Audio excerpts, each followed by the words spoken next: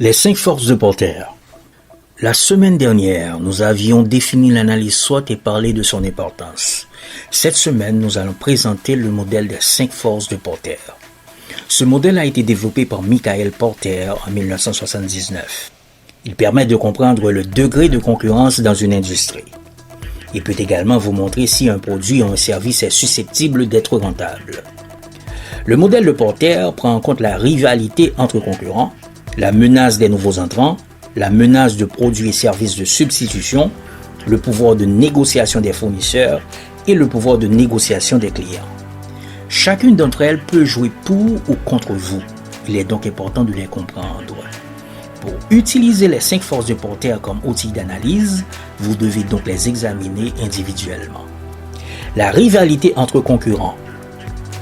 On parle de l'intensité de la rivalité entre concurrents lorsque les entreprises se font pression les unes sur les autres pour tenter de contrôler la part de marché de l'autre. Certaines fois, les rivalités sont bénéfiques pour les clients parce qu'elles conduisent à l'efficacité, à l'amélioration des produits et à l'innovation. À mesure que la concurrence augmente, cela entraîne souvent des guerres de prix, des dépenses publicitaires plus élevées, des marges et des bénéfices plus faibles. Plus cette rivalité est acharnée, plus le marché sera difficile. Il est important de veiller aussi aux concurrents qui sont irrationnellement engagés dans le marché. Par exemple, des concurrents financés par le gouvernement. Question qu'il faudrait se poser. Combien de concurrents avez-vous?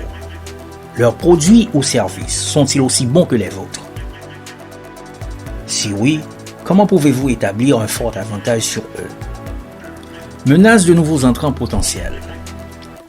Cette section décrit la facilité avec laquelle de nouvelles entreprises peuvent entrer dans un marché. Plus de facilité signifie plus de risque d'avoir de nouveaux concurrents. Des barrières à l'entrée peuvent toutefois empêcher ou rendre difficile l'entrée de nouvelles entreprises. Il est recommandé d'investir dans un marché où les barrières à l'entrée sont élevées et les barrières à la sortie sont faibles. L'un des exemples connus est l'arrivée de Tesla sur le marché automobile. Menaces de produits et services de substitution.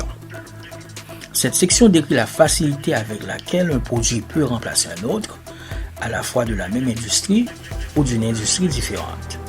Les substituts peuvent prendre 2 formes.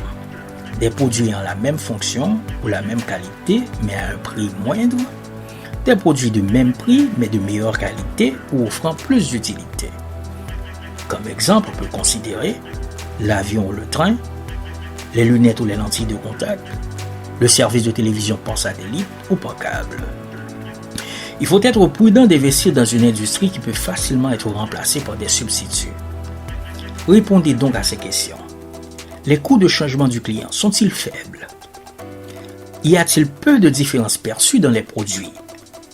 Est-il facile pour vos clients de trouver un autre moyen d'obtenir ce que vous proposez? Plus c'est facile, moins vous avez de pouvoir. Pouvoir de négociation des fournisseurs. Le pouvoir de négociation des fournisseurs fait référence à la pression qu'ils peuvent exercer sur les entreprises en augmentant les prix, en réduisant la qualité ou la disponibilité de leurs produits. Une industrie abusivement contrôlée par ses fournisseurs représente donc une menace. Les fournisseurs ont-ils un contrôle strict des intrants dont l'entreprise a besoin? Votre choix de fournisseur est-il limité? Si les prix sont trop élevés et vous avez le choix entre plusieurs fournisseurs, vous pouvez passer à une alternative moins chère. Pouvoir de négociation des clients. Le pouvoir de négociation des clients fait référence à la pression qu'ils peuvent exercer sur les entreprises, les forçant à baisser les prix, à améliorer la qualité, à offrir des services supplémentaires, etc. Les coûts de changement du client sont-ils faibles? Ont-ils de nombreuses alternatives? Peuvent-ils facilement faire baisser les prix? Conclusion. Une entreprise qui a des concurrents faibles, des barrières à l'entrée élevées, peu de substituts, plusieurs fournisseurs et une forte demande pour vos produits ou services aura un avantage concurrentiel significatif et des marges bénéficiaires élevées. Cependant, si nous considérons une autre entreprise avec de puissants concurrents, des produits à qualité peu fiable, de nombreux substituts, des fournisseurs peu nombreux mais puissants et des clients pouvant exercer une influence directe sur les fournisseurs, cette entreprise aura peu d'avantages concurrentiels et de faibles marges bénéficiaires. Votre capacité à réaliser un bon profit dans les affaires dépend de la force de votre position sur le marché.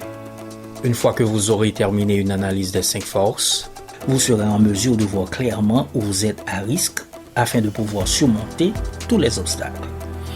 Et si vous envisagez d'entrer sur un nouveau marché, vous pouvez voir en un coup d'œil à quel point vous êtes susceptible d'être rentable. J'espère que cette vidéo vous a été utile. Merci de l'avoir regardé jusqu'au bout. Si vous l'avez aimé, cliquez sur le bouton j'aime.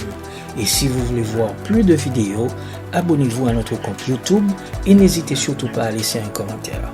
Je vous donne donc rendez-vous la semaine prochaine pour une autre vidéo de ce genre.